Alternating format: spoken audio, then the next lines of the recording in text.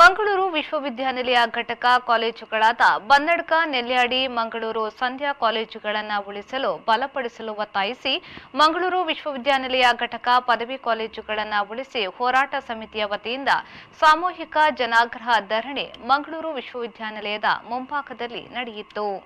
ಹೋರಾಟಗಾರ ಯುವಜನ ಮುಖಂಡ ಮುನೀರ್ ಕಾಟಿಪಳ್ಳ ಸಾಮೂಹಿಕ ಜನಾಗ್ರಹ ಧರಣಿ ಉದ್ಘಾಟಿಸಿ ಮಾತನಾಡಿ, ಬಡವರ ಮನೆಯ ಮಕ್ಕಳು ತಮ್ಮ ಆಯ್ಕೆಯ ಪದವಿ ಶಿಕ್ಷಣ ಪಡೆಯಬೇಕಾದರೆ ಸರ್ಕಾರಿ ಶಾಲಾ ಕಾಲೇಜುಗಳು ಉಳಿಯಬೇಕು, ಬಲಗೊಳ್ಳಬೇಕು.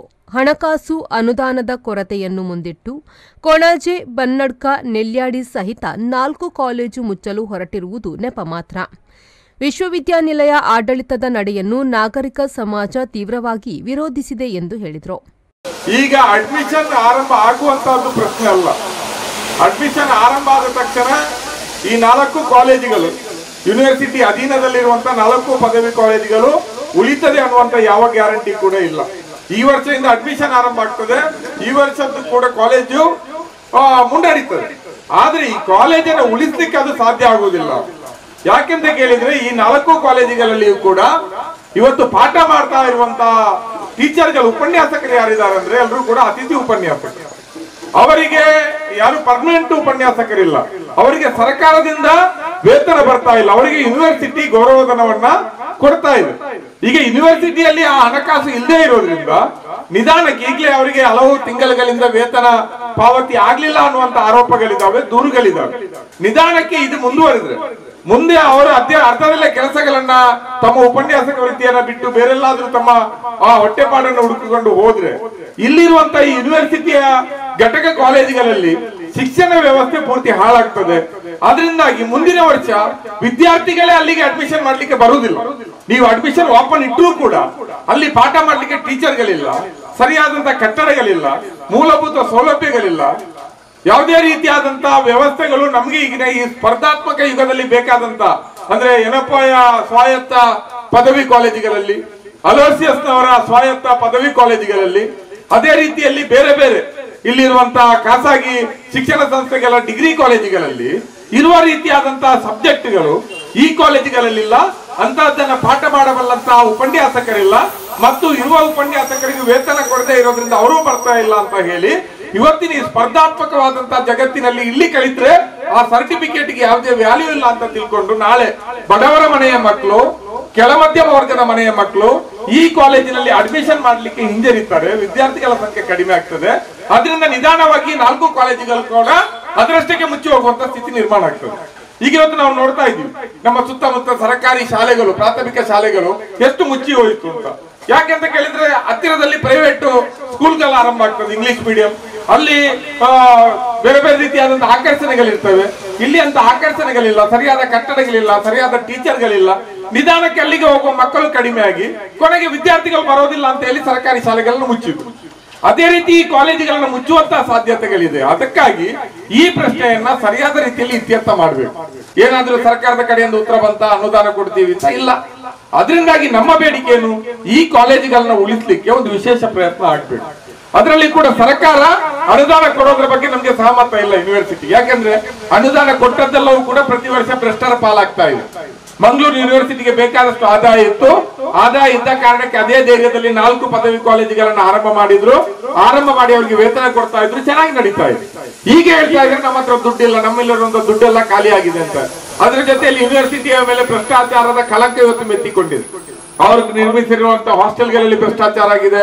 ಅವರು ನೇಮಕಾತಿ ಮಾಡಿದ ಕಾಂಟ್ರಾಕ್ಟ್ ಉದ್ಯೋಗಗಳ ಇದರಲ್ಲಿ ಭ್ರಷ್ಟಾಚಾರ ನಡೆದಿದೆ. ಇದೇ ಸರ್ಕಾರ ಬೇರೆ ಬೇರೆ ಸ್ವಾಯತ್ತ ಮತ್ತು ಡೀಮ್ಡ್ ಯೂನಿವರ್ಸಿಟಿಗಳು ನಡೆಸಲಿಕ್ಕೆ ಖಾಸಗಿ ಶಿಕ್ಷಣ ಲಾಬಿಗಳಿಗೆ ಅವಕಾಶ ಕೊಟ್ಟು ಅಲ್ಲಿಂದ ವೇತನ ಆದಾಯ ಬರೋದು ಕುಂಠಿತ ಆಗಿದೆ. ಅದರಿಂದಾಗಿ ದುಡ್ಡಿಲ್ಲ. ಮತ್ತು ಇವರಿಗೆ ದುಡ್ಡು ಕೊಟ್ಟರು ಕೂಡ ಮತ್ತಷ್ಟು ಅಧ್ವಾನ ಭ್ರಷ್ಟಾಚಾರ ಮಾಡುವಂತಹ ಒಂದು ಎಲ್ಲಾ ಸಾಧ್ಯತೆಗಳಿರೋದ್ರಿಂದ ನಾವು ಕೇಳ್ತಾ ಇರುವಂತಹದ್ದು ಈ 4 ಪದವಿ ಕಾಲೇಜುಗಳು ಉಳಿಬೇಕು. ಕಾರ್ಯಕರ್ತರಾದ ನಜೀರ್ ಉಳ್ಳಾಲ್ ಮಾತನಾಡಿ, ಶಿಕ್ಷಣದ ಮಾಫಿಯಾ ಬಡವರ ಮಕ್ಕಳನ್ನು ಶಿಕ್ಷಣದಿಂದ ವಂಚಿತರನ್ನಾಗಿಸುತ್ತಿದೆ. ಶ್ರೀನಿವಾಸ್ ಮಲ್ಯರು ಅಂದು ಪ್ರಾರಂಭಿಸಿದ ಇಂಜಿನಿಯರಿಂಗ್ ಕಾಲೇಜು ಬಿಟ್ಟರೆ ಈವರೆಗೆ ಒಂದೇ ಒಂದು ಕಾಲೇಜನ್ನು ದಕ್ಷಿಣ ಕನ್ನಡ ಜಿಲ್ಲೆಯಲ್ಲಿ ತೆರೆಯಲು ನಮ್ಮನ್ನಾಳುವ ಸರ್ಕಾರಗಳಿಗೆ ಸಾಧ್ಯವಾಗಿಲ್ಲ ಎಂದರು.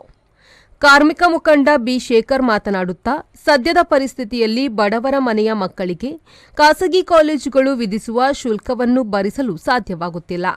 ಅಂತಹ ವಿಭಾಗದ ವಿದ್ಯಾರ್ಥಿಗಳ ಭವಿಷ್ಯದ ಬೆಳವಣಿಗೆಗೆ ವಿಶ್ವವಿದ್ಯಾನಿಲಯದಂತಹ ಸರಕಾರಿ ಕಾಲೇಜುಗಳು ಉಳಿಯಲೇಬೇಕು. ಇಲ್ಲದೆ ಹೋದಲ್ಲಿ ಅವುಗಳ ಉಳಿವಿಗಾಗಿ ಎಲ್ಲ ಸಮಾನ ಮನಸ್ಕರು ಜೊತೆಗೂಡಿ ಹೋರಾಟಗಳನ್ನು ತೀವ್ರಗೊಳಿಸಬೇಕಾಗಿದೆ ಎಂದರು. ಯಾವ ಉನ್ನತ ಶಿಕ್ಷಣದ ಸಂಸ್ಥೆಗಳಲ್ಲಿ ಪ್ರಾರಂಭ ಆಯ್ತಾ ಅದರ ದುಪ್ಪಟ್ಟು ಆ ಶಿಕ್ಷಣದ ಮಾಫಿಯಾಗಳು ಕೂಡ ಇವತ್ತು ನುಸುಳಿಕೊಂಡಿತ್ತು. ಅದನ್ನು ನಾವು ಅರ್ಥ ಮಾಡಿಕೊಳ್ಳಲಿಲ್ಲ. ನಮ್ಮ ಜನರು ಆ ವಿಷಯದಲ್ಲಿ ಜಾಗೃತರಾಗಲಿಲ್ಲ. ಒಂದು ಜವಾಬ್ದಾರಿಯುತ ಜನರಾಗಿ ನಾವು ಇವತ್ತು ಆ ಕಾರ್ಯವನ್ನು ಮಾಡ್ತಾ ಇದ್ದೇವೆ. ಶಿಕ್ಷಣದ ಮಾಫಿಯಾ ನಮ್ಮ ಮಕ್ಕಳ ಕನಸನ್ನು, ಮಕ್ಕಳ ಶಿಕ್ಷಣದ ಹಕ್ಕನ್ನು ಯಾವ ರೀತಿ ವಂಚಿಸ್ತಾ ಇದೆ ಅಂತೇಳಿ ನಿಮ್ಗೆ ಗೊತ್ತಿರ್ಬೋದು. ಇಲ್ಲಿ ಒಂದು ಪದವಿ ಶಿಕ್ಷಣ ಪಡೆಯೋಕ್ಕಾಗಿ ನಾವು ಎಷ್ಟು ಫೀಸ್ ಕಟ್ಟಬೇಕು? 10 ಅಥವಾ 12 ಸಾವಿರ ರೂಪಾಯಿ. ಅದೇ ಖಾಸಗಿ ಶಿಕ್ಷಣ ಸಂಸ್ಥೆಯು ಸ್ಥಾಪನೆ ಮಾಡಿದಂತಹ ಪದವಿ ಶಿಕ್ಷಣಕ್ಕೆ ಇವತ್ತು 50,000 ಅಥವಾ 1 ಲಕ್ಷ ರೂಪಾಯಿ ಕಟ್ಟದಿದ್ರೆ ಇವತ್ತು ಅವರಿಗೆ ಪ್ರವೇಶ ಇಲ್ಲ. ಕಾರಣ ಇಲ್ಲಿ ಯಾವುದೇ ಪದವಿ ಕಾಲೇಜುಗಳು ಒಂದು ರಚನಾತ್ಮಕವಾಗಿ ಅಥವಾ ಒಂದು ಸಿಸ್ಟಮೆಟಿಕ್ ಆಗಿ ನಡೀತಾ ಇಲ್ಲ. ಅದರ ಪ್ರಭಾವವನ್ನು ಇವತ್ತು ಖಾಸಗಿ ಶಿಕ್ಷಣ ಸಂಸ್ಥೆಗಳು ಪಡಿತಾ ಇದೆ. ಇವತ್ತು ಈ ಕ್ಷೇತ್ರದ ಅಥವಾ ಈ ಜಿಲ್ಲೆಯ ಪ್ರತಿನಿಧಿಗಳು, ಸಂಸತ್ ಸದಸ್ಯರಾಗಲಿ, MLAಗಳೇ ಅಥವಾ ಸಚಿವರಾಗಲಿ, ಇವತ್ತು ಖಾಸಗಿ ಶಿಕ್ಷಣ ಸಂಸ್ಥೆಗಳ ಅಡಿಯಾಳುಗಳಾಗಿ, ಅವರ ಪಾದ ಸೇವಕರಾಗಿ ಅವರಿಗೆ ಅನುಮತಿಯನ್ನು ತೆಗೆದುಕೊಡುವಂತ ಕೆಲಸವನ್ನು ಮಾಡ್ತಾ ಇದ್ದಾರೆ ಹೊರತು ಈ ಜಿಲ್ಲೆಯಲ್ಲಿ ಇರುವಂತಹ ಯಾವುದೇ ಸರ್ಕಾರಿ ಕಾಲೇಜುಗಳನ್ನು ಉಳಿಸುವ, ಬೆಳೆಸುವ ನಿಟ್ಟಿನಲ್ಲಿ ಅವರು ಕಾರ್ಯಪ್ರವೃತ್ತರಾಗ್ತಾ ಇಲ್ಲ. ಈ ಸಂದರ್ಭ ಸಾಮಾಜಿಕ ಕಾರ್ಯಕರ್ತ ಅಜೀಜ್ ಮಲಾರ್, ಪ್ರಾಂತ ರೈತ ಸಂಘ ಮುಖಂಡರಾದ ಕೆ ಯಾದವ ಶೆಟ್ಟಿ, ಕಾರ್ಮಿಕ ಮುಖಂಡರಾದ HV ರಾವ್, BM ಭಟ್, ಸುಕುಮಾರ್ ತೊಕ್ಕೊಟ್ಟು, ಕೃಷ್ಣಪ್ಪ ಸಾಲ್ಯನ್, ಸುನಿಲ್ ಕುಮಾರ್ ಬಜಾಲ್, ಜಯಂತ ನಾಯ್ಕ್, ಹಿರಿಯ ದಲಿತ ಮುಖಂಡರಾದ M ದೇವದಾಸ್, ಡಿವೈಎಫ್ಐ ಮುಖಂಡರುಗಳಾದ BK ಇಮ್ತಿಯಾಸ್, ಸಂತೋಷ್ ಬಜಾಲ್, ಮನೋಜ್ ವಾಮಂಜೂರು, ಜಗತ್ಪಾಲ್ ಧರಣಿಯನ್ನು ಉದ್ದೇಶಿಸಿ ಮಾತನಾಡಿದರು. ಪ್ರತಿಭಟನಾ ಧರಣಿಯಲ್ಲಿ ವಿವಿಧ ಪ್ರಗತಿಪರ ಸಂಘಟನೆಗಳ ಮುಖಂಡರುಗಳಾದ ಅಸುಂತ ಡಿಸೋಜಾ, ಪ್ರಮೀಳಾ ದೇವಾಡಿಗ, ಪ್ರಮೀಳಾ ಶಕ್ತಿನಗರ, ನವೀನ್ ಕೊಂಚಾಡಿ, ಸೋಷಿಯಲ್ ಫಾರೂಕ್, ಅಬ್ದುಲ್ ಖಾದರ್, ಶೇಖರ್ ಕುತ್ತಾರ್, ಜನಾರ್ದನ ಕುತ್ತಾರ್, ಶಾಹುಲ್ ಹಮೀದ್, ಅಶ್ರಫ್ ಹರೇಕಳ, ರಫೀಕ್ ಹರೇಕಳ, ತಯ್ಯೂಬ್ ಬೆಂಗರೆ, ಪುನೀತ್ ಉರ್ವಸ್ಟೋರ್, ಜಗದೀಶ್ ಬಜಾಲ್, ಅಲ್ತಾಫ್ ದೇರ್ಲಕಟ್ಟೆ, ರಜಾಕ್ ಮೊಂಟೆಪದವು, ರಜಾಕ್ ಮುಡಿಪು, ಭರತ್ ಕುತ್ತಾರ್, ವಿಲಾಸಿನಿ ತೊಕ್ಕೊಟ್ಟು, ಆಶಾ ಬೋಳೂರು ಮೊದಲಾದವರು ಉಪಸ್ಥಿತರಿದ್ದರು. RFUR V4 news Ullal.